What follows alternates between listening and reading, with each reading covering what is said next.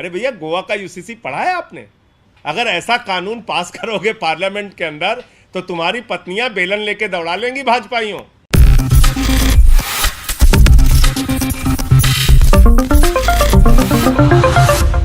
Next 9 news में आपका बहुत बहुत स्वागत है। मैं हूं आपके साथ अबरारुल हक रहमान।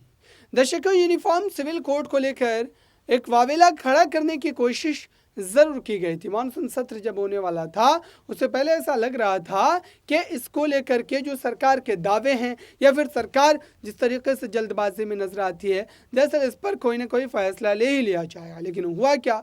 हुआ ये कि मानसून सत्र में इस पर उस ढंग से चर्चा ही नहीं हुई और विपक्ष जो है पूरी तरीके से मायूस हुआ और जनता को फिर एक बार जो है बेवकूफ़ बनाया गया। लेकिन अब ये कहा जा रहा है कि अब जो है इस पूरे मामले पर हो सकता है कि विशेष सत्र जो 18 से 22 तक के बीच बुलाया जा रहा है सितंबर में, दरअसल इस पर चर्चा की जा सकती है और इसकी उम्मीद भी जताई जा रही है। लेकिन इन तमाम मामलों के बीच संजय जो एक तरीके से संजय सिंह की अगर बात करें दर्शकों, उन्होंने आम आदमी पार्टी की तरफ से या फिर विपक्ष की तरफ से जो यूसीसी को लेकर के भारतीय जनता पार्टी के खिलाफ पलटवार किया था, वो पलटवार आप एक बार जरूर सुनिए। मोदी जी की सरकार 9 साल तक भांग खा के सो रही थी। अचानक 10 महीने रह गया तो कह रहे हैं यूसीसी यूसीसी यूसीसी।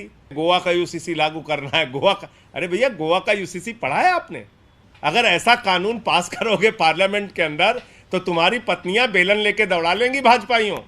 ऐसे चक्कर में मत पड़ो। दूसरी शादी के नाम पे लड्डू फूट रहा है तुम्हारे मन में। सभी समुदाय सभी वर्गों से बातचीत करनी चाहिए, यही तो आम आदमी पार्टी कह रही है। सभी वर्गों सभी समुदायों से आप बातचीत करिए। आपकी मंशा ही नहीं है यूसीसी लाने की। मोदी जी की सरकार 9 साल तक भांग खा के सो रही थी। अचानक 10 महीने रह गया तो कह रहे हैं यूसीसी यूसीसी यूसीसी। अरे भैया, ये यूसीसी यूसीसी नहीं है, ये है टमाटर के महंगे दाम से ध्यान हटाना है, मणिपुर में हो रही हिंसा से ध्यान हटाना है, 18 करोड़ नौकरी देने के सवाल से ध्यान हटाना है, 2022 15 अगस्त तक पक्का मकान देने के वादे से ध्यान हटाना है, काला धन और 15 लाख के वादे से ध्यान। तो इसलिए असली मुद्दों से ध्यान हटाना है, इसलिए ये फालतू की बातें कर रहे हैं। मैं तो पहले दिन से कह रहा हूं, अभी मैंने भगवंत मान जी को भी सुना। आनंद मैरिज एक्ट में सिखों की अपनी परंपराएं हैं, उनके हिसाब से सिख समुदाय के लोगों को अलग तरह के अधिकार मिले हुए हैं। इसी प्रकार से जैन धर्म के अपने कुछ कानून हैं, इसी प्रकार से बौद्ध धर्म के लोगों के अपने कुछ कानून हैं, इसी प्रकार से देश के करोड़ों आदिवासियों के अपने रीति रिवाज और जमीन से संबंधित कानून हैं।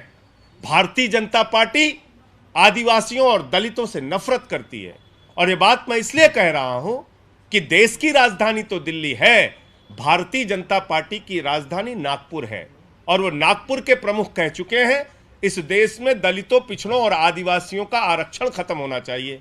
तो ये यूसीसी नहीं है, ये देश के आदिवासियों, दलितों और पिछड़ों का आरक्षण खत्म करने की शुरुआत है। कल को आप एक देश एक कानून के नाम पे कहेंगे आरक्षण खत्म, सब समान। अरे भाई, जो लोग इस देश के अंदर सामाजिक आर्थिक रूप से पिछड़े हैं उनको आरक्षण की व्यवस्था है इस देश में।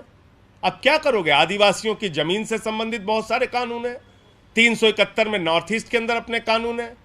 तो अब क्या करोगे? उनसे बातचीत की आपने? आपका खुद का दल एनडीपीपी, जिसके समर्थन में आप सरकार में है, नागालैंड के अंदर बैठे हैं, 5 मंत्री हैं बीजेपी के, इस्तीफा दिया उन्होंने।